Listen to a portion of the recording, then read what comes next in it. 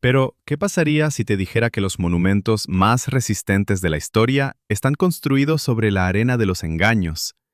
Que los héroes y villanos más grandes, los grandes descubrimientos y catástrofes que estudiaste en la escuela, son solo una ingeniosa obra teatral representada para las generaciones futuras.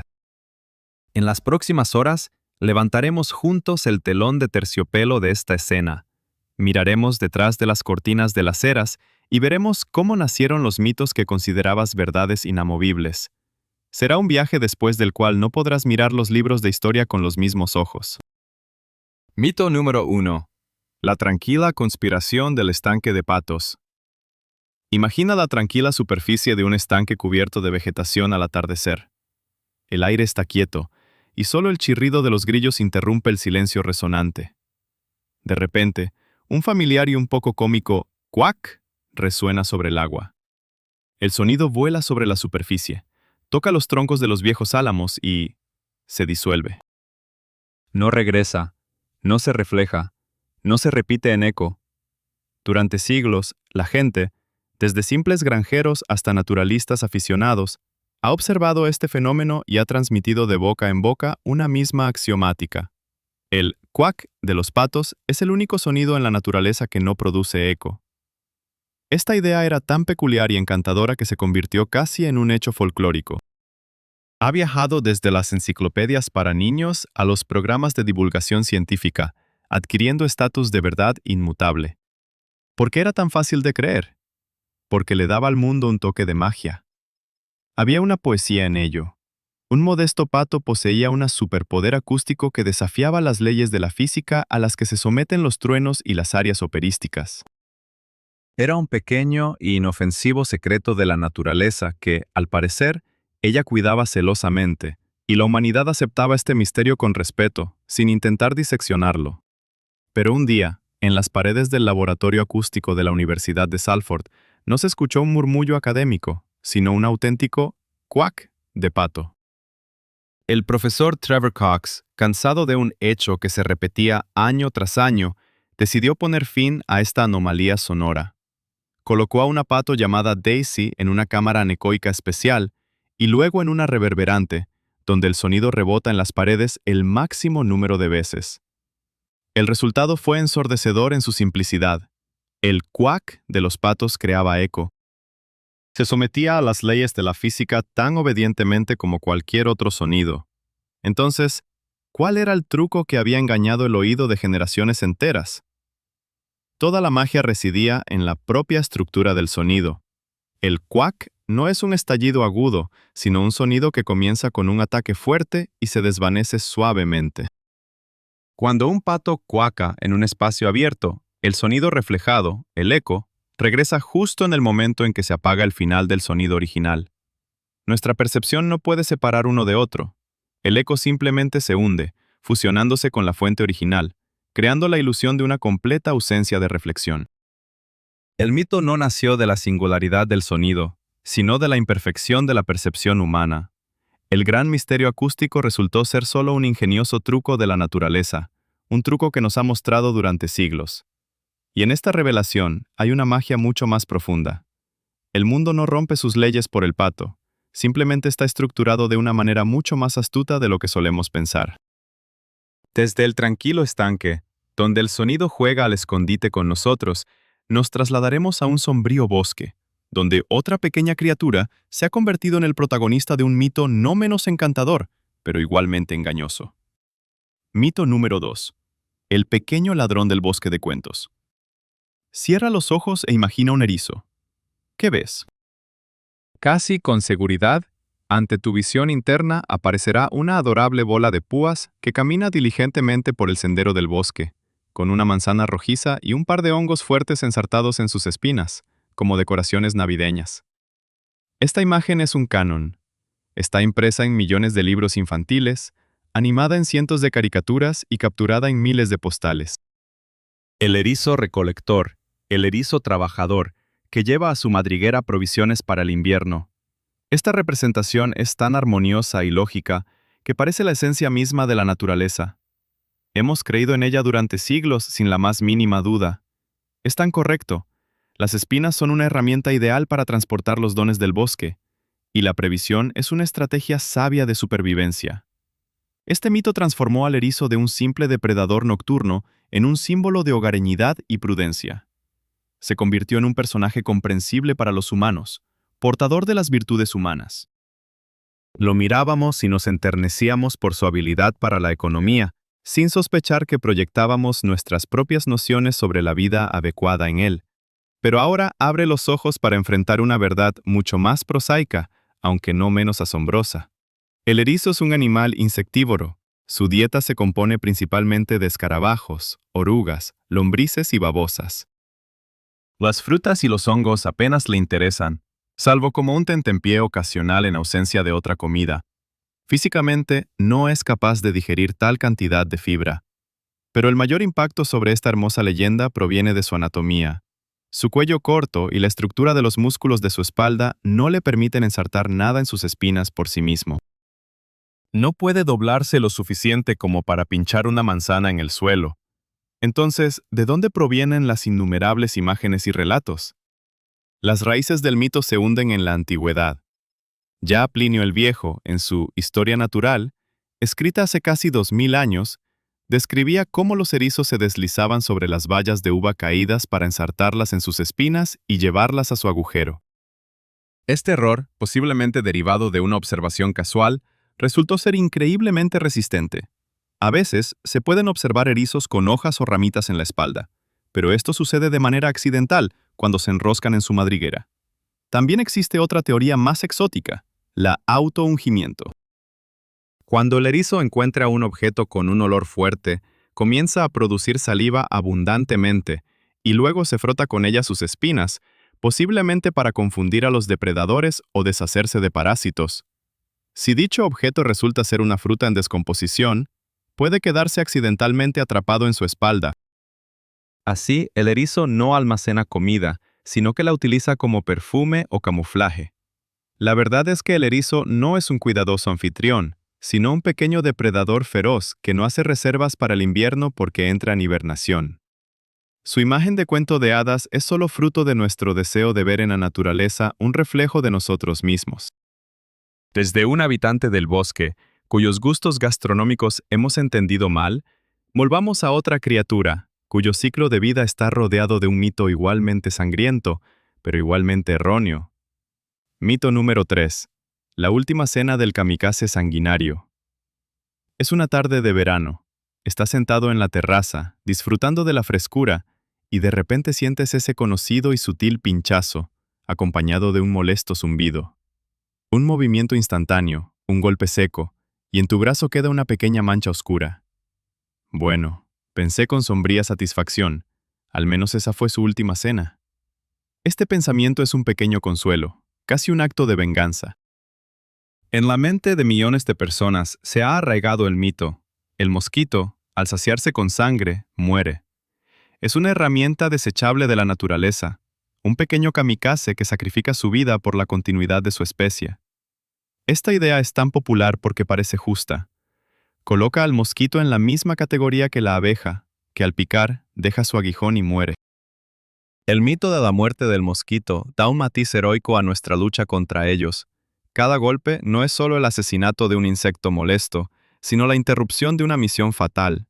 Creemos en esto porque hace que el mosquito sea un adversario menos temible. Su ataque es su final. Esta ilusión es tan común que se ha vuelto parte del folclore urbano, un axioma que no necesita pruebas. La realidad, lamentablemente, es mucho menos poética y mucho más peligrosa. El mosquito que muere tras picar es completamente ficticio. En primer lugar, solo las hembras se alimentan de sangre. Los machos son inofensivos vegetarianos que prefieren néctar de flores. En segundo lugar, para la hembra del mosquito, la sangre no es solo alimento, es un material de construcción. La proteína contenida en la sangre es esencial para madurar sus huevos, y el acto de chupar sangre no es un ataque suicida, sino el comienzo de un nuevo ciclo de vida. Tras alimentarse, la hembra vuela a un lugar apartado, digiere su alimento, y en unos días pone entre 100 y 200 huevos en el agua, y luego vuelve a cazar. Durante su corta vida, que puede durar varias semanas, Una hembra puede llevar a cabo varios de estos ciclos, poniendo cientos o incluso miles de huevos. Cada vez que bebe sangre, no se acerca a la muerte, sino que da inicio a una nueva generación de chupadores. El mito del mosquito kamikaze no solo es incorrecto, es peligroso. Nos hace subestimar la amenaza. Una sola picadura, que consideramos el final para el insecto, puede en realidad ser un prólogo a la aparición de todo un ejército de sus descendientes. Así que la próxima vez que aplastes un mosquito, no te consueles con el pensamiento de su última cena.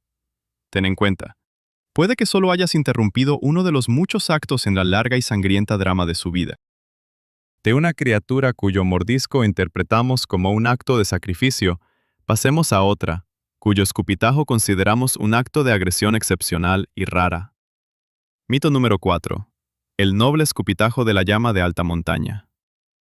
En lo alto de los Andes, donde el aire es delgado y frío, y los paisajes son duros y majestuosos, pastan rebaños de elegantes animales con largos cuellos y miradas altivas. Estas son llamas. En la cultura popular han adquirido una imagen muy específica. La llama es un animal reservado e incluso aristocrático, pero si se le provoca, recurrirá a su última y más temible arma, el escupitajo. Este escupitajo en nuestra mente es algo fuera de lo común. Es un acto de desprecio extremo, una reacción defensiva rara que solo los ejemplares más enojados pueden mostrar, y está dirigido exclusivamente al agresor. Nos imaginamos un turista que se acercó demasiado a la llama y, en respuesta, recibe un escupitajo preciso y humillante. Esta imagen se ha convertido en un meme, un tema para videos divertidos y postales. Creímos en este mito porque creaba la imagen de una agresión justa. La llama no ataca sin razón, solo castiga por violar sus límites personales. Su escupitajo es casi un acto moral, comprensible y justificado. Esto hacía que el animal pareciera más complejo, casi humano en sus reacciones. Sin embargo, si pasas suficiente tiempo entre llamas, rápidamente entenderás que su concepto de buenas maneras es muy diferente al nuestro. Para la llama, el escupitajo no es un evento raro, sino una herramienta cotidiana de comunicación y autoafirmación. Se escupen entre ellas constantemente. Es su manera de resolver conflictos dentro del grupo, establecer jerarquías, ahuyentar competidores de la comida o simplemente expresar su descontento. El escupitajo es su equivalente a un empujón o una palabra fuerte. Y no siempre es preciso ni está dirigido a un agresor específico. A menudo es simplemente una especie de fuego cruzado hacia la fuente de irritación. El contenido de esta arma también dista mucho de la imagen romántica. No es solo saliva. Es una mezcla corrosiva y maloliente de saliva y el contenido del primer estómago. Las llamas son animales rumiantes y pueden regurgitar comida parcialmente digerida para hacer su escupitajo lo más desagradable posible. Así que, cuando una llama escupe, no se trata tanto de un acto de ira noble, sino de una demostración de poder utilizando armas biológicas.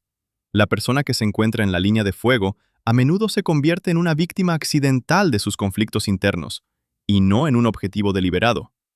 El mito del escupitajo raro y preciso es nuestro deseo de dotar al animal de lógica y moral humanas.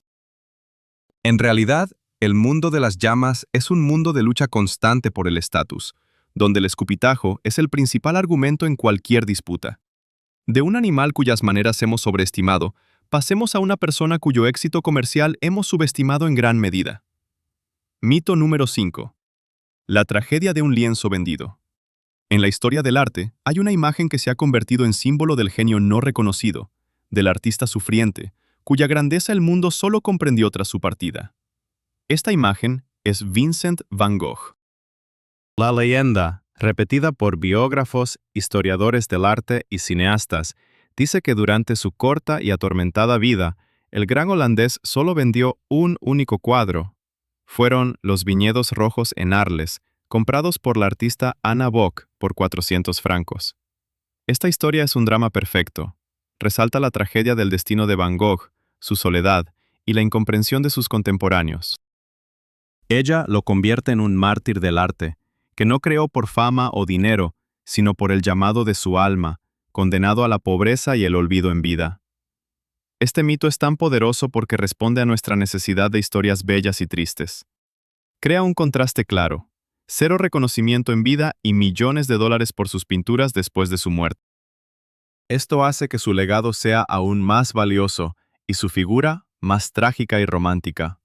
Nos aferramos a este mito porque hace que el arte sea más comprensible, reduciendo el complicado destino del artista a una fórmula simple y desgarradora.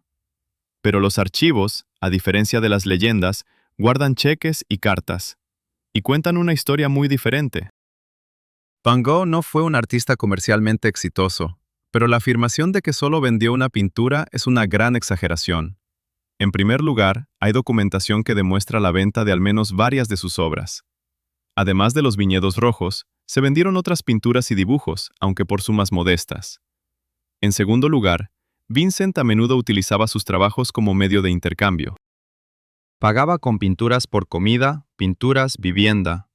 Por ejemplo, le entregó varias de sus obras al Dr. Gachet como forma de pago por su tratamiento. ¿Se puede considerar esto una venta? En un sentido formal, no, pero era una forma de comercialización de sus obras. Y lo más importante es el papel de su hermano, Theo. Theo Van Gogh era un marchante de arte y promovía incansablemente el trabajo de Vincent. No solo lo apoyaba financieramente, sino que también exponía sus pinturas, presentándolas a coleccionistas y críticos. Muchas de las obras de Vincent estaban en la galería de Theo en venta consignment. Aunque no se vendían como pan caliente, estaban en el mercado, eran parte del proceso artístico. El mito de una sola pintura fue creado póstumamente para aumentar el dramatismo de su biografía. La verdad es que Van Gogh no estaba completamente aislado del mundo del arte. Tenía un agente dedicado, un público, aunque muy pequeño. Su tragedia no era el completo olvido, sino que el reconocimiento llegó demasiado tarde, y no en la escala que merecía. Su lucha no fue contra un mundo que no lo veía, sino contra demonios internos que resultaron ser más fuertes. Del artista que fue injustamente catalogado como un absoluto fracasado, pasamos a un político que también fue injustamente convertido en un dictador sanguinario. Mito número 6. El poder absoluto del dictador sanguinario Robespierre. Hay nombres que se han convertido en sinónimos de sus épocas, y el nombre de Maximilien Robespierre está indisolublemente ligado al periodo más oscuro de la Gran Revolución Francesa, la Era del Terror. En los libros de historia y en las novelas populares, él aparece como un dictador frío y despiadado, el rey no coronado de la Revolución, que con una sola firma enviaba a la guillotina a miles de personas. Se le llama el incorruptible, pero al mismo tiempo un tirano sanguinario. Su imagen es la de un fanático todopoderoso que mantenía a Francia en el miedo. Este mito ha sido increíblemente conveniente. Él permitió personificar los horrores del terror, reduciendo procesos políticos complejos a la voluntad de una sola persona. Es más fácil culpar a un único monstruo que reconocer que el terror fue el resultado de un miedo colectivo, de lucha política y de la locura ideológica de un grupo entero de personas. La imagen de Robespierre como dictador fue creada por sus enemigos, los termidorianos, quienes lo derrocaron y ejecutaron para justificar sus propias acciones y limpiarse de culpas. Crearon una leyenda negra que ha demostrado ser sorprendentemente perdurable. Sin embargo, la realidad era mucho más complicada que el mito dictatorial. Robespierre nunca tuvo un poder absoluto. Fue solo uno de los 12 miembros del Comité de Salvación Pública, el principal órgano ejecutivo de la Francia revolucionaria. Sí, fue un orador influyente y un ideólogo, y su voz tenía un gran peso, pero todas las decisiones del comité se tomaban de manera colegiada, mediante votación. A menudo se encontraba en la minoría. Otras personas como Carnot, Barrère o Collot d'Herbois también firmaban las sentencias de muerte y decretos, y posteriormente lograron echar toda la culpa sobre Robespierre. Además, en el apogeo del terror, Robespierre se apartó de los asuntos del comité durante varias semanas, debido a una enfermedad y desacuerdos con sus colegas. Fue en este periodo cuando las represiones alcanzaron su punto máximo. No fue su único motor, y a veces incluso intentó moderarlas, oponiéndose a las propuestas más radicales de sus compañeros. Su tragedia fue que, siendo uno de los arquitectos del sistema del terror, al final no pudo controlarlo y se convirtió en su víctima. No era un dictador todopoderoso, sino más bien el sumo sacerdote de un culto revolucionario que al final fue sacrificado en su propio altar. El mito de su tiranía en solitario es un ejemplo clásico de cómo la historia favorece a los vencedores, creando chivos expiatorios convenientes. Pasemos de un hombre al que se le atribuyeron crímenes ajenos, a un viajero al que se le atribuyó un descubrimiento culinario que no le pertenecía. Mito número 7. La huella de pasta de Marco Polo. Imagina a un comerciante veneciano regresando a casa tras 24 años de aventuras en el enigmático y lejano China. Él trae consigo seda, especias, piedras preciosas y pasta. Esta historia es conocida por todos. Marco Polo, el gran viajero, no solo descubrió las maravillas de Oriente para Europa, sino que también le regaló a Italia su plato nacional, la pasta. La leyenda dice que, al ver cómo los chinos preparaban fideos, trajo esta técnica de cocción a su tierra natal, donde se adaptó y se convirtió en espaguetis, fettuccine y penne. Este mito es hermoso en su simplicidad y lógica. Une dos grandes fenómenos culturales, las travesías de Marco Polo y la cocina italiana, en una narrativa cohesiva. Crea una sensación de intercambio cultural donde un gran descubrimiento lleva a otro. Creemos en esta historia porque parece elegante, como una pasta bien cocinada. Convierte a Marco Polo no solo en un comerciante, sino en un héroe cultural, un iluminador gastronómico. Sin embargo, si examinamos los archivos italianos, descubrimos que la pasta estaba presente en las mesas de los italianos mucho antes de que Marco Polo naciera. Los hallazgos arqueológicos y las fuentes escritas indican que los etruscos y los romanos ya preparaban algo similar a la pasta. En el testamento de un soldado genovés, fechado en 1279, 16 años antes del regreso de Polo de China, se menciona una cesta con pasta seca. Para el siglo XIII, Sicilia ya contaba con toda una industria dedicada a la producción de pasta seca, que se exportaba a otras regiones de Italia. Los árabes que dominaban Sicilia trajeron consigo la técnica de secar la masa, lo que permitía conservarla por mucho tiempo y llevarla en las expediciones marítimas. ¿De dónde proviene entonces el mito de Marco Polo? Seguramente nació de una interpretación errónea de su Libro de las Maravillas del Mundo, donde efectivamente describe fideos chinos elaborados con harina de arroz. Más tarde, en el siglo XX, esta historia fue adoptada y popularizada por los fabricantes de pasta con fines publicitarios. Fue un brillante movimiento de mercadotecnia que vinculó su producto con el nombre del gran explorador. En realidad, Marco Polo no trajo la pasta a Italia. Más bien, regresó a su tierra y se sorprendió al descubrir que ya se consumía algo muy similar a lo que había visto en China. La historia de la pasta no es la crónica de un solo descubrimiento, sino un largo proceso de evolución y intercambio cultural que involucró a los romanos, árabes e italianos. Pasamos del viajero cuyas hazañas fueron exageradas a la guerrera cuyas acusaciones fueron distorsionadas. Mito número 8. Juana de Arco, quemada por brujería. Las llamas lamen los leños apilados en la plaza del mercado de Rouen. En el centro de la hoguera se encuentra una joven vestida de hombre, la doncella de Orleans, Juana de Arco. Sus ojos están fijados en el cielo. La multitud observa la ejecución con horror y reverencia. ¿Por qué la están quemando? La respuesta, que ha perdurado a lo largo de los siglos, parece evidente: por brujería y herejía. Ella escuchaba voces de santos, guiaba ejércitos, realizaba milagros. Para sus enemigos, los ingleses y borgoñones, esto era una clara prueba de su conexión con el diablo.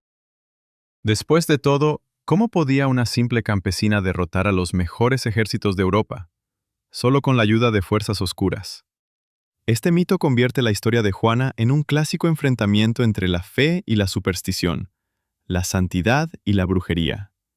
Hace que su juicio se asemeje a miles de otros juicios de brujas que abarcaron Europa en los siglos siguientes. Creemos en esto porque es una explicación simple y comprensible de su trágico destino. Era demasiado fuerte, demasiado inusual, y la acusaron del pecado más terrible de su época. Pero si examinamos detenidamente los protocolos del juicio de 1431, veremos una imagen completamente diferente. Sí, las acusaciones de herejía y culto a ídolos fueron pronunciadas, pero eran solo una fachada.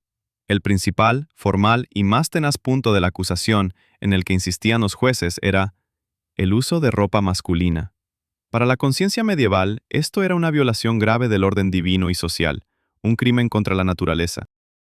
Los jueces volvían una y otra vez a esta cuestión, exigiendo que ella se pusiera un vestido femenino. Intentaron presentar sus voces y visiones como mentiras y errores, pero su atuendo masculino era la prueba contundente de su desobediencia hacia la Iglesia. Todo el proceso estuvo motivado políticamente de principio a fin. Juana no era simplemente una hereje, era un símbolo de la resistencia francesa y de la legitimidad del rey Carlos VII. Debía ser desacreditada a cualquier precio. Al condenarla como hereje, los ingleses cuestionaban también la santidad de la coronación de Carlos, en la que ella tuvo un papel clave. La quemaron no tanto por lo que creía, sino por a quien apoyaba. Más tarde, 25 años después, en el proceso de rehabilitación, todos los cargos fueron retirados y ella fue declarada inocente. La historia de Juana no es la historia de una bruja, sino la de una soldado y prisionera política, cuya fe y lealtad a su país fueron intencionadamente distorsionadas y presentadas como un crimen. Ahora, pasemos de la lucha por la corona de Francia a la disputa geográfica sobre la corona del río más grande del mundo. Mito número 9. El Amazonas, indiscutible reina de los ríos. En los libros de texto de geografía y en los mapas del mundo, se extiende como un poderoso árbol azul, envolviendo con sus afluentes la mitad del continente. El Amazonas es el río con mayor caudal del mundo. Este hecho es incuestionable. Lleva al océano más agua que los siguientes 7 ríos más grandes juntos. De esta realidad nació otra, que se ha vuelto casi un axioma. El Amazonas es el río más largo del planeta. Este título parece, sin duda, pertenecerle por derecho. Es tan enorme, tan poderoso, que en longitud debería superar a todos sus competidores.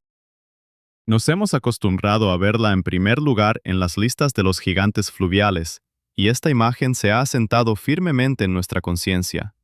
El Nilo, su eterno rival, parece algo de la historia antigua, el río de los faraones, que ha cedido la palma de la victoria al gigante sudamericano. Creemos en esto porque se alinea con nuestra concepción de grandeza, el más grande de todos. Sin embargo, la cuestión de cuál río es más largo, el Amazonas o el Nilo, es una de las disputas más acérrimas y aún no resueltas en la geografía. No se trata de simplemente tomar una cinta métrica y medir, todo depende de cómo se cuente. El principal problema es definir el origen.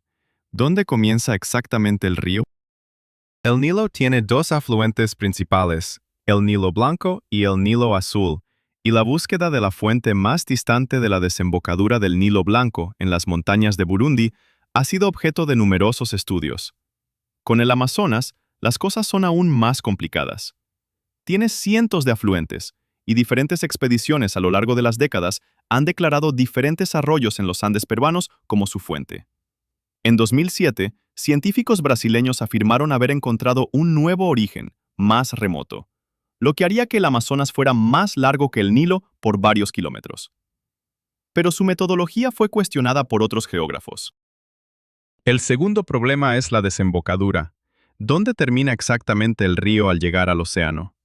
En la Amazonía, se presenta como un gigantesco estuario de cientos de kilómetros de ancho, lleno de islas. Dependiendo del brazo del río que se mida, la longitud final puede variar considerablemente. Por otro lado, el Nilo tiene un delta mucho más definido. Como resultado, la mayoría de las fuentes de autoridad, incluidas muchas enciclopedias, todavía le otorgan la primacía al Nilo, aunque con ciertas reservas. La diferencia en su longitud, según diversas estimaciones, varía desde decenas hasta un par de cientos de kilómetros, lo que, en el contexto de ríos que miden casi 7.000 kilómetros, es prácticamente un error estadístico. Por lo tanto, la afirmación sobre el dominio absoluto de la Amazonía no es tanto un hecho científico, sino una posición patriótica de los investigadores sudamericanos. La verdad es que tenemos 2 ríos planetarios, reinas en su propia categoría, y todavía están en lucha por el título, cuyo resultado depende únicamente del punto de vista del que mide. De la disputa sobre el río más largo, pasemos a la disputa sobre la montaña más alta. Mito número 10. El Everest, la cumbre absoluta del mundo. Su nombre es sinónimo de altura, el límite de las capacidades humanas y la grandeza de la naturaleza. El Everest, o Chomolungma, es la montaña más alta de la Tierra. Su cima, que alcanza 8.848 metros sobre el nivel del mar, es el tercer punto más elevado del planeta, un lugar donde los aviones comerciales realizan sus vuelos. Este dato está grabado en el granito de nuestro conocimiento. Sabemos que los Himalayas son el sistema montañoso más alto, y siguen creciendo, impulsados por el movimiento de las placas tectónicas. Y el Everest es su corona, el rey indiscutible de las montañas. Este mito es poderoso porque apela a un criterio simple y comprensible, la altura sobre el nivel del mar. Este es un sistema de referencia universal que coloca al Everest en un pedestal inaccesible. Los alpinistas de todo el mundo buscan conquistarlo precisamente porque es el más alto. Esta es una verdad absoluta, que no necesita pruebas. Pero, al igual que en el caso de los ríos, todo depende de cómo se mida. Si preguntamos, ¿cuál es la montaña más alta desde su base hasta la cima?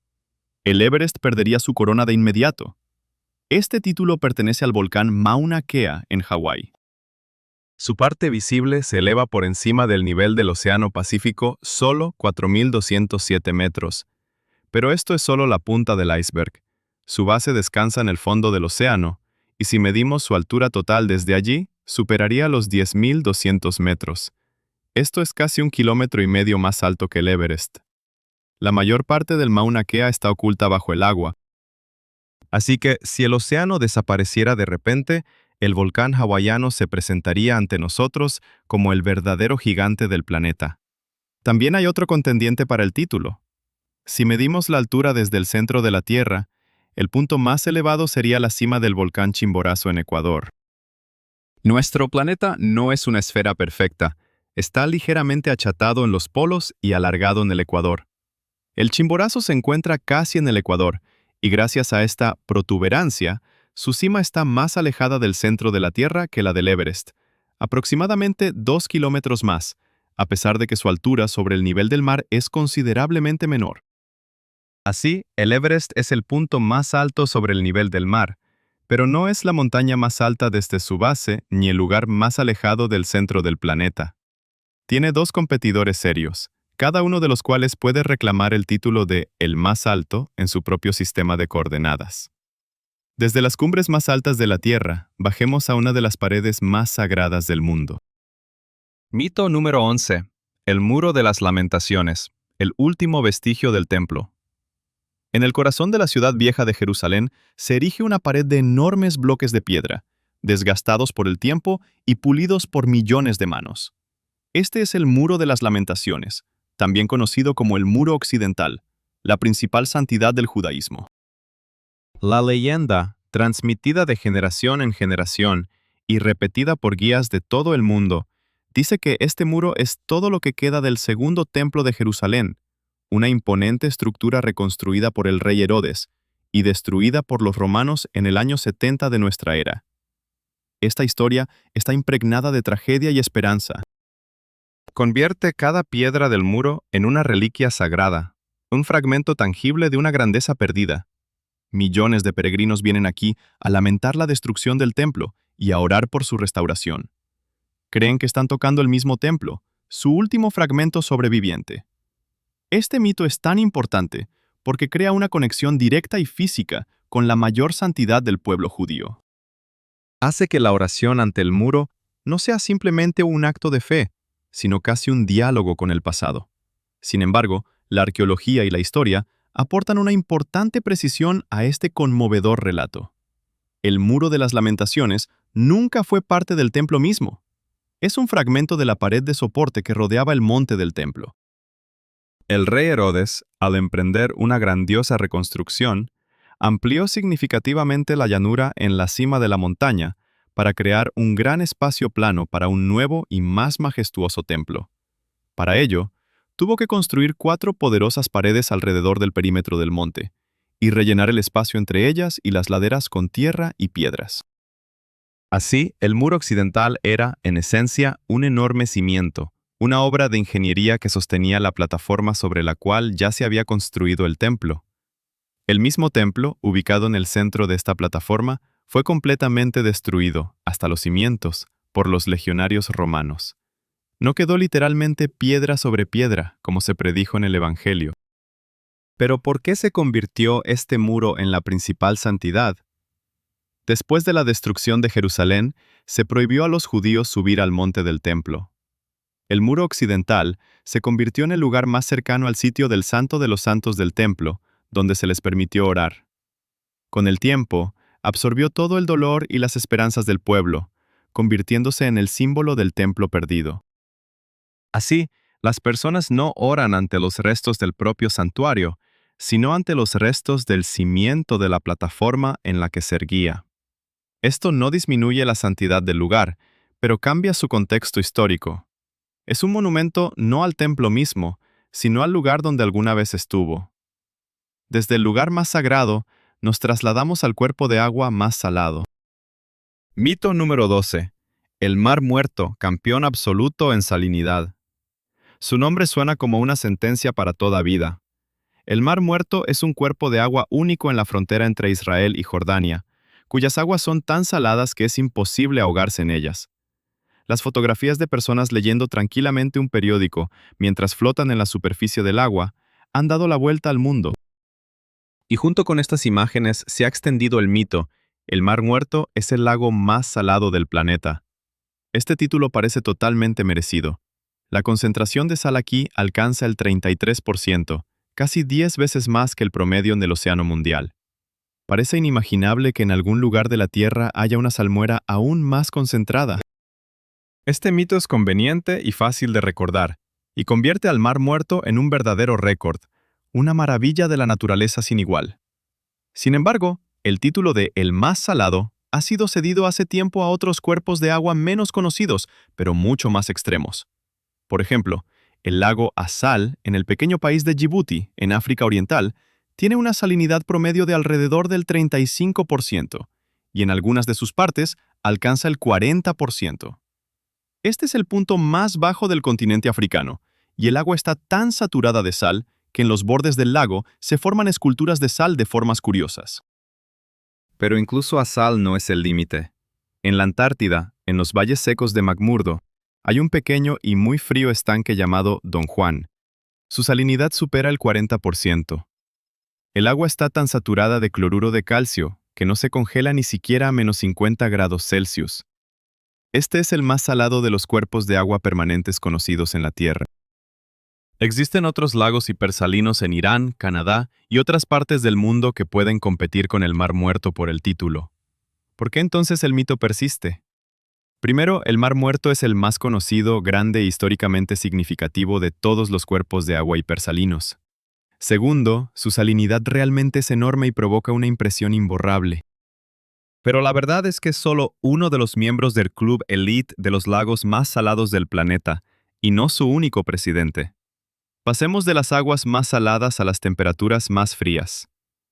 Mito número 13. La estación Vostok, el polo del frío absoluto.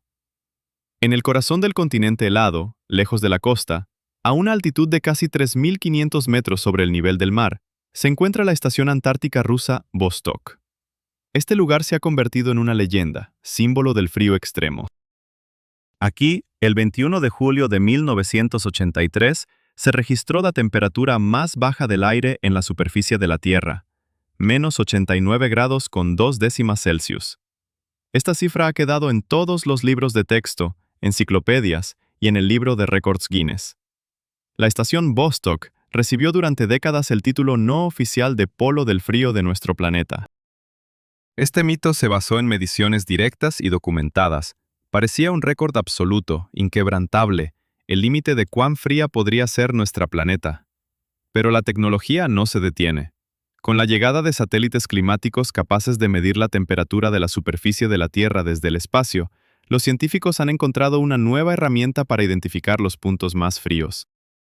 A inicios del siglo XXI, descubrieron que la estación Vostok, a pesar de su extrema localización, no se encuentra en el lugar más frío de la Antártida. Analizando datos satelitales de varias décadas, investigadores del Centro Nacional de Datos de Nieve y Hielo de Estados Unidos hallaron que las temperaturas más bajas no se registran en la propia estación, sino en pequeñas depresiones de la superficie del casquete glacial, ubicadas cerca de ella, en una parte más alta de la meseta antártica, específicamente en la cresta entre los domos Argus y Fuji. En noches de invierno claras y sin viento, el aire frío, al ser más denso que el cálido, se desliza hacia estas depresiones y se estanca, continuando su enfriamiento. El 10 de agosto del 2010, uno de los satélites registró en esta área una temperatura de menos 93 grados y 2 décimas Celsius. Un análisis posterior reveló puntos donde la temperatura descendía hasta menos 98 grados. Estos récords no fueron verificados por un termómetro en la estación meteorológica, por lo que no pueden oficialmente romper el récord de Vostok. Sin embargo, demuestran de manera concluyente que existen lugares en la Tierra aún más fríos. Así, la estación Vostok sigue siendo el lugar con la temperatura más baja medida por el ser humano en el sitio, pero el polo absoluto de frío, como indican los satélites, se encuentra un poco más alejado, en los bolsillos helados en la cima del domo de hielo del mundo. De la desértica helada, donde el frío paraliza todo, pasemos al desierto arenoso, cuya influencia tendemos a subestimar. Mito número 14. Arena del Sahara, atrapada en el desierto. Sahara. Solo esta palabra evoca en la mente infinitas dunas, un sol abrasador y una total ausencia de vida. Nos acostumbramos a imaginarlo como una región enorme, pero aislada.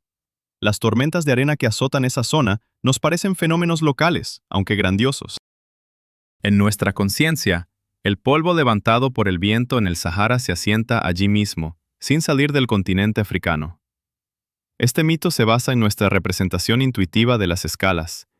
Parece increíble que diminutas partículas de arena y polvo puedan cruzar un océano entero e influir en la vida en el otro extremo del mundo.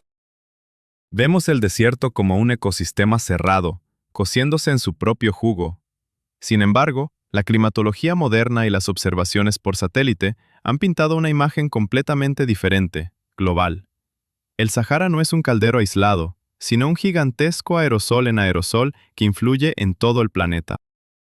Cada año, potentes vientos levantan a la atmósfera cientos de millones de toneladas de polvo sahariano. Estas enormes estelas de polvo, llamadas la capa de aire del Sahara, se elevan a varios kilómetros de altura y emprenden un grandioso viaje a través del Océano Atlántico. La corriente más fuerte de estas partículas se dirige hacia el oeste. Tras recorrer miles de kilómetros, este polvo llega a la cuenca del Amazonas en América del Sur, y aquí es donde se produce un verdadero milagro. Los suelos de la Amazonía, a pesar de su exuberante vegetación, son muy pobres en minerales, especialmente en fósforo, que se exprime constantemente por las lluvias tropicales. El polvo del Sahara, rico en fósforo y otros microelementos, se asienta en los bosques amazónicos y actúa como un fertilizante natural. Esto compensa la falta de nutrientes y, esencialmente, alimenta el mayor bosque tropical del planeta. De esta manera, la vida en los pulmones del planeta depende directamente del polvo de su desierto más grande. Otros flujos de polvo del Sahara llegan a la cuenca del Caribe, a los estados del sur de los Estados Unidos e incluso a Europa, afectando la calidad del aire, pintando los atardeceres de tonos naranjas e incluso trayendo microorganismos. El mito de la localización de las tormentas del Sahara se desmorona ante esta grandiosa realidad. El desierto y el bosque tropical, que parecen ser antítesis, están conectados por un cordón umbilical invisible de polvo que cruza el océano. De los flujos de arena que cruzan el cielo, ahora pasamos a las montañas heladas, cuyo color hemos llegado a considerar como la única posibilidad. Mito número 15. La uniformidad blanquecina de los icebergs. Cuando escuchamos la palabra iceberg, nuestra imaginación dibuja la misma imagen. Una gigantesca montaña de hielo deslumbrantemente blanca, a la deriva en un océano azul. Esta imagen se repite en películas, libros y documentales. El color blanco parece natural y la única opción para el agua congelada. Creemos que un iceberg es simplemente un gran trozo de nieve y hielo. Y como sabemos, la nieve es blanca. Esta simplicidad y obviedad han hecho que el mito de los icebergs blanquecinos sea prácticamente inquebrantable. Creemos en él porque no imaginamos otra posibilidad. Sin embargo, el mundo de los icebergs está pintado con una paleta mucho más rica. Su color depende de su edad, densidad y la presencia de impurezas. El clásico color blanco de un iceberg se explica porque el hielo contiene muchas burbujas de aire pequeñas. Estas burbujas dispersan la luz en todas direcciones y como resultado, vemos el color blanco, de la misma manera que vemos el vidrio triturado o la nieve. Pero si el glaciar del que se desprendió el iceberg ha estado bajo una fuerte presión durante miles de años, las burbujas de aire son expulsadas. Este hielo se vuelve muy denso y transparente. Cuando la luz pasa a través de este hielo puro, absorbe la parte del espectro de onda larga, que es roja, y refleja la de onda corta, que es azul. Como resultado, vemos un iceberg de un profundo y rico color azul. Estos icebergs azules son verdaderos zafiros del océano. Pero eso no es todo. A veces, los icebergs pueden ser verdes. Este fenómeno ha sido un misterio para los científicos durante mucho tiempo. Investigaciones recientes han mostrado que las partículas de óxidos de hierro que se encuentran en las rocas glaciares del fondo de la Antártida son responsables de este color verde. Cuando el glaciar se mueve, raspa este polvo rico en hierro. Cuando un iceberg de este tipo se rompe y gira en el agua, su parte sucia queda en la superficie. El agua reacciona con los óxidos de hierro y el iceberg adquiere un tono esmeralda. También existen icebergs estriados, donde las capas de hielo blanco, azul e incluso marrón se alternan, creando patrones caprichosos. Y, finalmente, existen los icebergs negros, que se forman en las faldas de los volcanes y contienen grandes cantidades de ceniza volcánica. Así que el mundo de los hielos polares no es un reino monocromático, sino una verdadera galería de esculturas de hielo de todos los colores del arco iris. De la catástrofe natural que da vida a la belleza, pasemos a la que se atribuyó la muerte de toda una civilización. Mito número 16. El volcán Santorini, asesino de la civilización minoica. Hace aproximadamente 3.500 años, se produjo en el mar Egeo una de las erupciones más poderosas en la historia de la humanidad. El volcán en la isla de Thera, hoy conocida como Santorini, explotó con una fuerza cientos de veces superior a la de una bomba atómica. Este cataclismo provocó enormes tsunamis que azotaron la costa de Creta, donde prosperaba la misteriosa y avanzada civilización minoica. Poco después de esta erupción, la gran civilización de los minoicos entró en decadencia y desapareció. La conexión entre estos dos eventos resultó tan evidente para los historiadores que nació un mito. La erupción de Santorini destruyó completamente la civilización minoica. Esta versión se convirtió en canónica. Era simple, dramática y lógica. La ira ardiente de la naturaleza que destruyó a un pueblo entero es un argumento digno de una película de Hollywood. Este mito convirtió a los minoicos en víctimas indefensas de la naturaleza y explicaba su repentina desaparición con un solo evento. Sin embargo, investigaciones arqueológicas más recientes y detalladas en Creta han demostrado que esta visión es demasiado simplificada. Sí, la erupción asestó un golpe terrible a la civilización minoica. Los tsunamis, los terremotos y la ceniza volcánica que cubrió los campos destruyeron la flota, los puertos y los asentamientos costeros, socavando las bases de su comercio marítimo y agricultura. Fue un knockout, pero no un knockdown.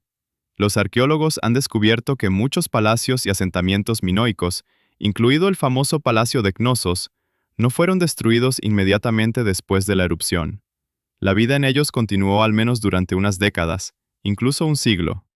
Los minoicos reconstruyeron sus ciudades, construyeron nuevos edificios y continuaron creando sus magníficas obras de arte. El declive no fue instantáneo, sino gradual. La erupción actuó como un catalizador que desencadenó una cadena de eventos. Los vecinos y competidores de los minoicos, los aqueos de la Grecia continental, aprovecharon la debilidad de los minoicos.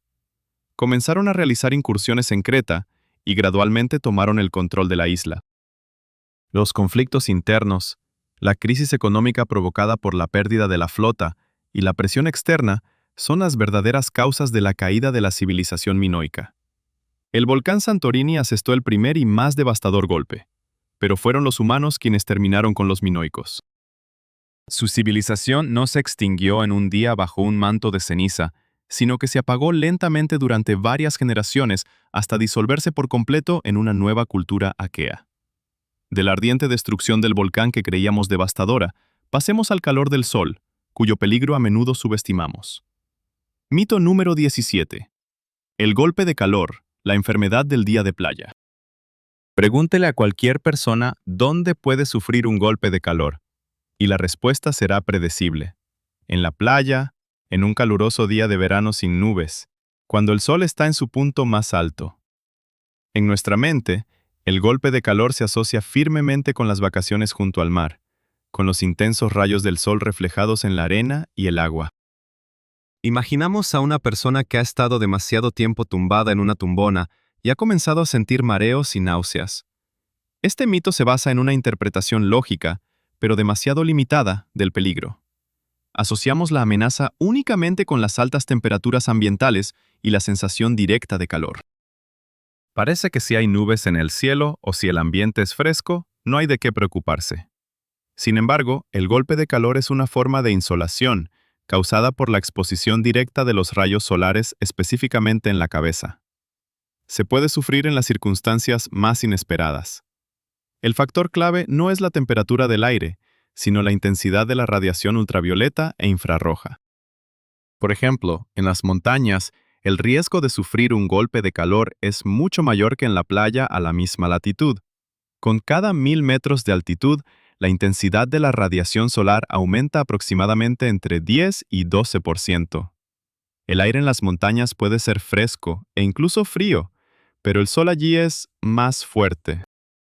La atmósfera delgada filtra peor los rayos, y la nieve refleja hasta el 80% de los rayos ultravioleta, creando un doble impacto, desde arriba y desde abajo. Los turistas y escaladores que desatienden el uso de sombreros en un día fresco pero soleado en las montañas corren un riesgo mucho mayor que aquellos que están descansando en la llanura. El golpe de calor también puede ocurrir en días nublados. Una fina capa de nubes no representa una barrera significativa para la radiación infrarroja, que es la que provoca el sobrecalentamiento de la cabeza. No sentimos el calor, perdemos la vigilancia y pasamos demasiado tiempo al aire libre sin protección. Incluso trabajando en el campo o en el jardín en latitudes medias, se puede sobrecalentar fácilmente si se permanece mucho tiempo bajo los rayos directos del sol sin la cabeza cubierta. De este modo, el golpe de calor no es un problema exclusivo de las vacaciones de playa. Es un enemigo traicionero que puede acecharnos en cualquier lugar. Cuando olvidamos la regla principal, siempre hay que proteger la cabeza del sol directo, independientemente de que tengamos calor o frío.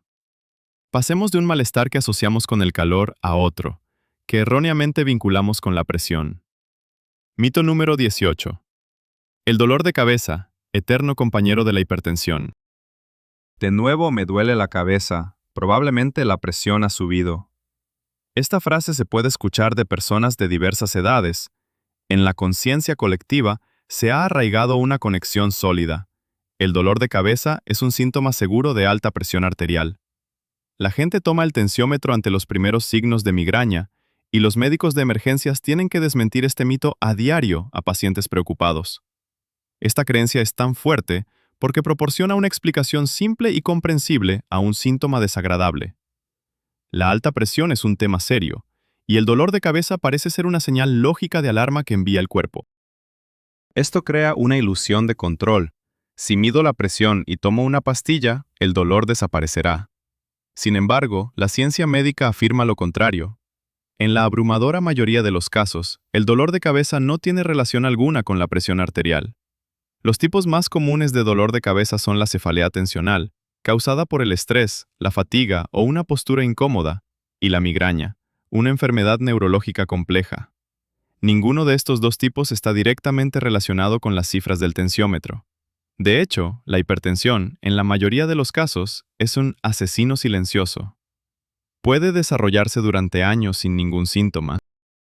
Una persona puede tener una presión arterial muy alta y al mismo tiempo sentirse perfectamente bien. Esa es su principal peligrosidad. Daña los vasos sanguíneos, el corazón y los riñones de manera sigilosa, sin manifestaciones externas. El dolor de cabeza puede ser un síntoma solo ante un aumento repentino y fuerte de la presión arterial, conocido como crisis hipertensiva. Pero este es un estado agudo, potencialmente mortal, que se acompaña de otros síntomas: náuseas, alteraciones visuales y mareos. Un dolor de cabeza común y habitual no es un signo de hipertensión. El mito sobre la relación entre el dolor y la presión no solo es incorrecto, sino que también es perjudicial. En primer lugar, hace que las personas con presión normal busquen la causa de su dolor en lugares equivocados, postergando la visita al neurólogo. En segundo lugar, crea una falsa sensación de seguridad en las personas hipertensas, que no sienten dolor de cabeza y, por lo tanto, piensan que todo está bien, dejando de tomar la medicación prescrita. La verdad es que es necesario controlar la presión de forma regular, independientemente de si tienes dolor de cabeza o no. Y el dolor de cabeza tiene sus propias causas completamente diferentes. Pasemos del mito sobre los procesos internos de nuestro cuerpo al mito sobre nuestros hábitos externos. Mito número 19. Hacer crujir los dedos, camino directo a la artritis. Este sonido es familiar para todos. Un chasquido corto y agudo que se escucha cuando alguien flexiona o tira de los dedos. Y casi siempre, después de este sonido, alguien comenta: «¡Deja de hacerlo! ¡Te dará artritis!». Este mito se transmite de generación en generación. Los padres se lo dicen a los hijos, los maestros a los alumnos y los colegas entre sí. La creencia de que el hábito de hacer crujir los dedos inevitablemente conduce a la inflamación y deformación de las articulaciones en la vejez se ha convertido en una verdad inamovible. Es tan popular porque suena muy lógico. El mismo sonido del crujido se asocia con fricción, desgaste y daño. Parece que las articulaciones no pueden soportar tal violencia indefinidamente y tarde o temprano se vengarán de su propietario con una enfermedad. Este mito es un excelente ejemplo de cómo elaboramos conexiones causa-efecto basadas en la intuición y no en hechos. Pero, ¿qué sucede realmente cuando hacemos crujir los dedos? Durante mucho tiempo se pensó que el sonido se produce por la fricción de los tendones o ligamentos. Sin embargo, investigaciones más modernas utilizando resonancias magnéticas en tiempo real han mostrado una imagen diferente. En la cápsula articular hay líquido sinovial, que actúa como lubricante. En este líquido se disuelven gases, principalmente dióxido de carbono. Cuando estiramos bruscamente la articulación, el volumen de la cápsula articular aumenta y la presión interna disminuye. Esto provoca que los gases disueltos formen instantáneamente una burbuja. Este proceso se llama cavitación. La contracción de esta burbuja de gas es lo que escuchamos como un chasquido. En esencia, es una pequeña microexplosión dentro de la articulación. Para que esa misma articulación vuelva a ser crack, es necesario esperar alrededor de 20 minutos, mientras los gases se disuelven nuevamente en el líquido. ¿Y qué pasa con la artritis? A lo largo de las décadas, se han realizado numerosos estudios, y ninguno ha encontrado una relación entre el hábito de hacer crujir los dedos y el riesgo de desarrollar artritis. El experimento más famoso fue realizado por el médico californiano Donald Unger. Durante 60 años, él crujió diariamente las articulaciones de una mano y no tocó la otra. Al final de su vida, ninguna de sus manos presentó siquiera un indicio de artritis. Su irónico estudio incluso le valió el premio Ig Nobel en 2009. De esta manera, el chasquido de los dedos, aunque puede irritar a quienes nos rodean, es completamente inofensivo para las articulaciones. Pasemos del mito de un hábito perjudicial que resultó ser inofensivo al mito sobre los medicamentos, cuya efectividad, según creemos, depende de su forma. Mito número 20. Los medicamentos líquidos. Un camino rápido hacia la salud. Cuando nos encontramos ante la elección en la farmacia, optar por un medicamento en forma de pastilla o en forma de jarabe, mezcla o gotas, a menudo se activa en nuestra mente el estereotipo de que las formas líquidas actúan más rápido y se asimilan mejor. La pastilla o cápsula, según parece, necesita tiempo para disolverse en el estómago, pasar a través del tracto digestivo, y solo entonces el principio activo entra en la sangre. Por el contrario, los líquidos son asimilados casi de inmediato. Este mito es especialmente fuerte cuando se trata de medicamentos para niños o remedios para el resfriado. Creemos en esto porque se ajusta a nuestra lógica cotidiana. El líquido parece más natural y fácil de asimilar que el sólido comprimido. En realidad, la forma en que se presenta el medicamento no es una cuestión de velocidad, sino el resultado de complejos cálculos farmacéuticos destinados a lograr el máximo efecto. Afirmar que las formas líquidas siempre son mejores Es una simplificación peligrosa. En primer lugar, muchas pastillas y cápsulas modernas se crean utilizando tecnologías de liberación controlada. Su recubrimiento no se disuelve de inmediato, sino gradualmente, o solo en una sección específica del intestino donde la absorción será más eficiente. Esto permite mantener una concentración constante del medicamento en la sangre durante un largo periodo, evitando picos y caídas bruscas. Las formas líquidas, por el contrario, a menudo ofrecen un efecto rápido, pero de corta duración. En segundo lugar, algunos principios activos son muy inestables en forma líquida o tienen un sabor desagradable que no se puede enmascarar. La cubierta sólida las protege de la descomposición por los jugos gástricos y nos libra de sensaciones desagradables. En tercer lugar, la precisión de la dosificación en pastillas es mucho mayor. Medir exactamente 5 mililitros de jarabe con una cuchara a veces es complicado, mientras que una pastilla siempre contiene una cantidad estrictamente definida del principio activo. Sí, en algunos casos, como para personas con problemas para tragar o para ciertos medicamentos que requieren un efecto rápido, las formas líquidas son, de hecho, preferibles. Pero en la mayoría de las situaciones, la tableta moderna es un producto de alta tecnología que entrega el medicamento en el lugar y momento adecuados, de manera mucho más efectiva que una simple solución. La elección de la forma no depende de nuestras ideas, sino de las propiedades del propio medicamento y de los objetivos de la terapia. De los mitos médicos, pasemos a los mitos de la mística y las supersticiones, que influyen en nuestra vida tanto como los medicamentos. Mito número 21. El anillo fatal, puesto antes de tiempo. En la caja de joyas reposa, brillando con la promesa de una felicidad futura, el anillo de compromiso. Y alrededor de este pequeño aro dorado se ha tejido una gran cantidad de supersticiones y creencias. Una de las más persistentes y aterradoras dice que, de ninguna manera, se debe colocar el anillo de compromiso en el dedo antes del día de la boda. Si la novia, y a veces también el novio, rompe esta prohibición, la boda no se llevará a cabo y el matrimonio será infeliz o incluso se deshará. Esta creencia se transmite de madres a hijas, de amiga a amiga, adquiriendo el estatus de ley inquebrantable. ¿Por qué se cree tanto en esto? Porque la boda es un ritual lleno de símbolos, y cualquier desviación del guión correcto parece un mal presagio. El miedo al futuro, el deseo de hacer todo de manera perfecta y proteger su unión de cualquier adversidad, lleva a las personas a aferrarse a estas reglas, incluso si parecen irracionales. Sin embargo, si miramos la historia de las tradiciones nupciales, no encontraremos raíces profundas en esta superstición. En muchas culturas, por el contrario, el anillo regalado en el compromiso se llevaba en el dedo anular de la mano derecha, en los católicos en la izquierda, desde el momento de la propuesta hasta el día de la boda. En el día de la ceremonia, este se cambiaba a la otra mano, o se añadía un segundo anillo, el anillo de bodas. La tradición de llevar un anillo desde el compromiso simbolizaba que la mujer ya estaba ocupada y se preparaba para el matrimonio. ¿De dónde proviene entonces la prohibición? Lo más probable es que sea una superstición relativamente nueva, nacida en el siglo XX. Puede estar relacionada con la idea de sorpresa y la sacralidad del momento del intercambio de anillos exactamente en el altar. Ponerse el anillo antes de tiempo devalúa ese momento, le quita su magia. También es posible que esta superstición, como muchas otras, haya surgido de una simple coincidencia. En una pareja donde la novia probó el anillo, la boda fracasó, y el rumor se propagó, convirtiéndose en una advertencia temida. En realidad, no existe ninguna conexión mística entre probarse el anillo y el futuro del matrimonio.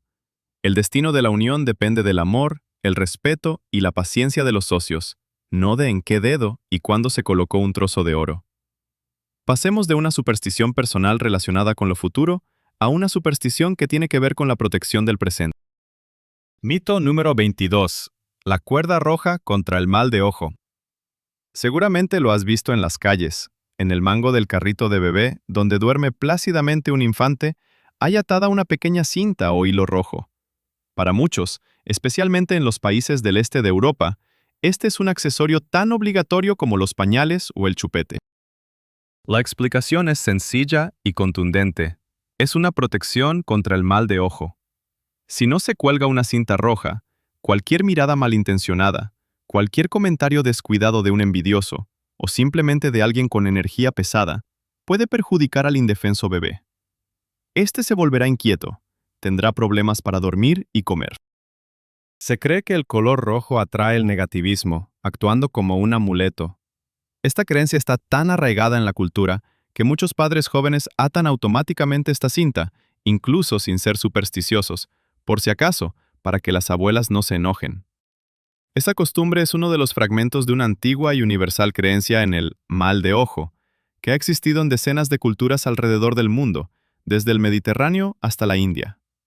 La gente creía que la mirada de una persona envidiosa o malvada podía traer desgracias, enfermedades e incluso la muerte, siendo especialmente vulnerables los niños y las mujeres embarazadas. Para protegerse, se utilizaban diversos amuletos, y el color rojo desempeñaba un papel especial en ellos. En la antigüedad, el rojo se consideraba el color de la vida, la sangre, la energía y al mismo tiempo de la agresión y el peligro. Era capaz de ahuyentar o reflejar las fuerzas malignas. Se ataba un hilo rojo en la muñeca, al cuello del ganado, o se entretejía en la ropa. Desde un punto de vista científico, no hay relación entre la cinta roja y la salud del niño. La inquietud y el llanto del bebé pueden ser provocados por cientos de razones, desde cólicos hasta simple incomodidad, pero no por la mirada de un transeúnte. Sin embargo, este mito continúa existiendo, porque cumple una función psicológica importante. Le brinda a los padres, especialmente a los jóvenes y ansiosos, una sensación de control sobre la situación. En un mundo lleno de incertidumbres y miedos en el cuidado de un bebé, ese pequeño amuleto rojo se convierte en un símbolo de protección, una forma de hacer algo que resguarde a su hijo de peligros imaginarios. No se trata tanto de una creencia en la magia, sino de un ritual para calmarse a sí mismos. De la creencia destinada a proteger, pasemos a la creencia destinada a predecir. Mito número 23. Caminos y visitas en las puntas de los pies. En el mundo de las creencias populares, nuestro cuerpo es un verdadero mapa del futuro. Si te pica la nariz, es señal de bebida. El ojo izquierdo, de lágrimas. La palma derecha, de dinero. En este panteón de predicciones corporales, las piernas ocupan un lugar especial. Existe una creencia arraigada. Si la pierna derecha o el pie pica, es señal de viaje. Y si es la izquierda, espera visitas. O tú mismo irás de visita. Esta creencia parece simple y fácil de recordar, añadiendo un elemento de intriga y expectación a la vida cotidiana. ¿Por qué ocurre esto? Aparentemente hay lógica. El lado derecho en la mayoría de las culturas se asocia con lo correcto, lo activo, lo masculino, con el movimiento hacia afuera. De ahí, camino. El lado izquierdo, con lo pasivo, lo femenino, lo que acoge. De ahí, visitas que se reciben en casa. Sin embargo, si comenzamos a estudiar el folclore de diferentes regiones, incluso dentro de un mismo país, este sistema ordenado se desmoronará de inmediato.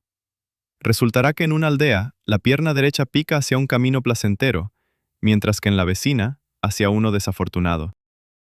En un tercer lugar, la pierna izquierda no presagia visitas, sino malas noticias. Y en algunos lugares, todo es completamente diferente. El lado izquierdo hacia el camino y el derecho hacia los invitados. Existen decenas de variaciones de esta creencia popular. A veces, el significado depende de qué parte de la pierna está picando, el pie, el talón o la espinilla. No hay un sistema único y aceptado. Este mito es un excelente ejemplo de cómo nacen y viven las creencias populares.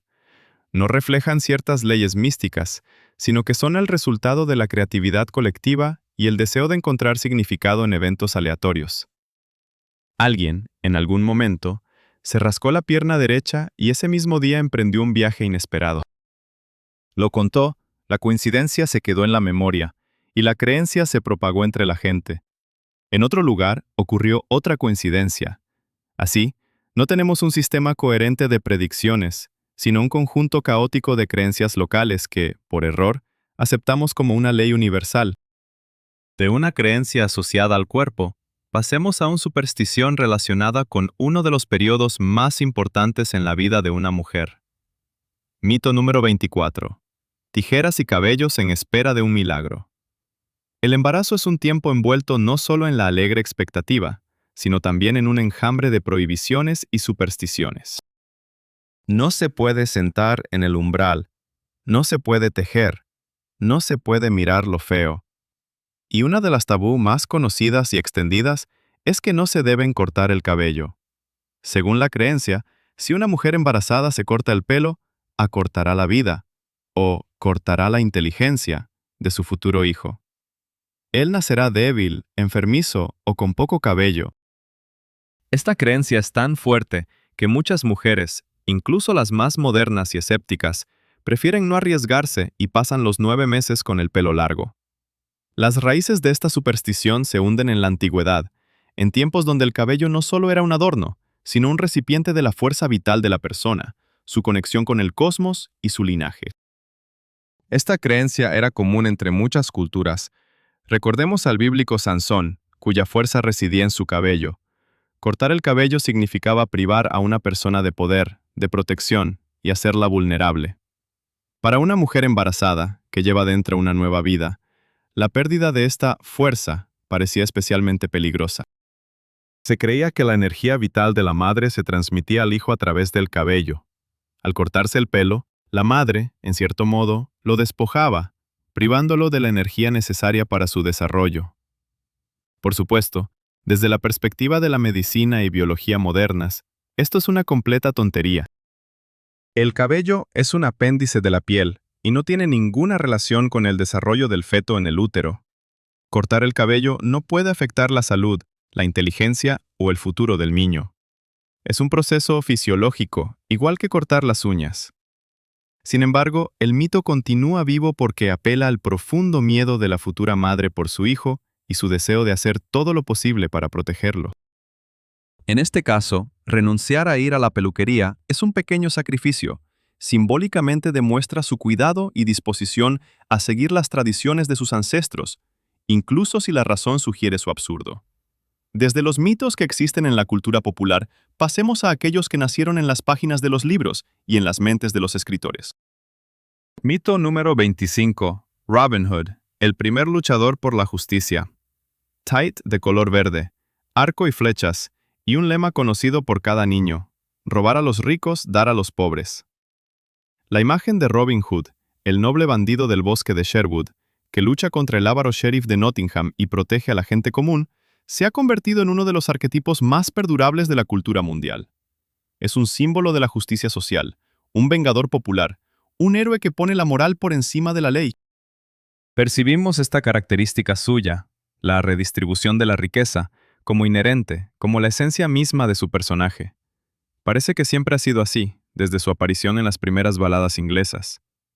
Sin embargo, si nos dirigimos a las baladas más antiguas que han llegado hasta nosotros sobre Robin Hood, datadas en los siglos XIV y XV, veremos a un héroe muy diferente. Sí, es un bandido, vive en el bosque y es enemigo del sheriff, pero no es en absoluto un defensor de los pobres. En estos textos tempranos, Robin Hood roba a los ricos, avaros abades, funcionarios corruptos, pero se queda con lo robado para él y su banda. Ayuda a aquellos que caen en desgracia, pero por su posición social, no por su clase. Por ejemplo, en una de las baladas más antiguas, Robin Hood y el monje, ayuda a un caballero empobrecido, es decir, a un miembro de su misma clase noble. Los campesinos comunes aparecen en estas baladas solo como personajes secundarios. El Robin Hood temprano es más bien un rebelde yeoman, un pequeño terrateniente que lucha contra la injusticia de las autoridades hacia sí mismo y su clase, más que un altruista preocupado por el destino de todos los oprimidos. La idea de que Ed entrega lo robado a los pobres surgió claramente mucho después, en las obras de historiadores del siglo XVI, y se consolidó definitivamente en su imagen solo en la época victoriana, en el siglo XIX, cuando las ideas de justicia social y lucha de clases se volvieron especialmente relevantes. Fue entonces cuando Robin Hood se transformó de un rebelde medieval en un héroe socialista. Su imagen evolucionó junto con la sociedad, absorbiendo las ideas que eran importantes para cada época específica.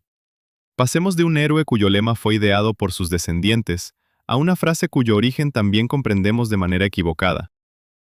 Mito número 26. Palabras aladas, nacidas en Rusia. La expresión palabras aladas ha entrado firmemente en nuestro léxico.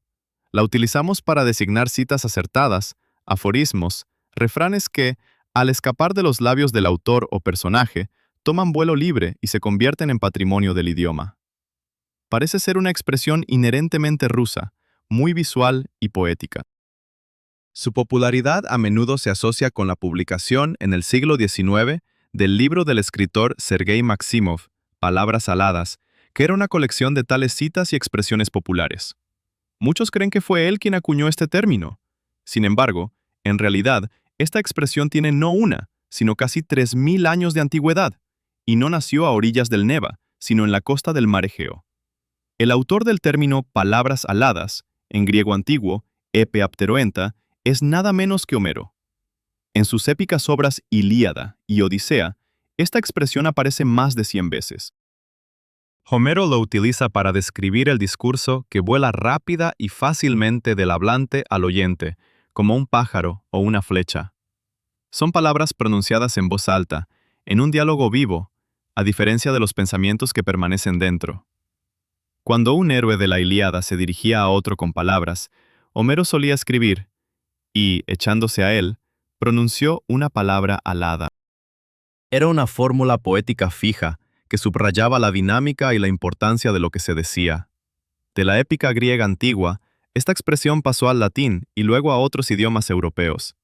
Al idioma ruso llegó gracias a las traducciones de Homero y se hizo especialmente popular en el siglo XIX, durante la época del clasicismo y el entusiasmo por la antigüedad.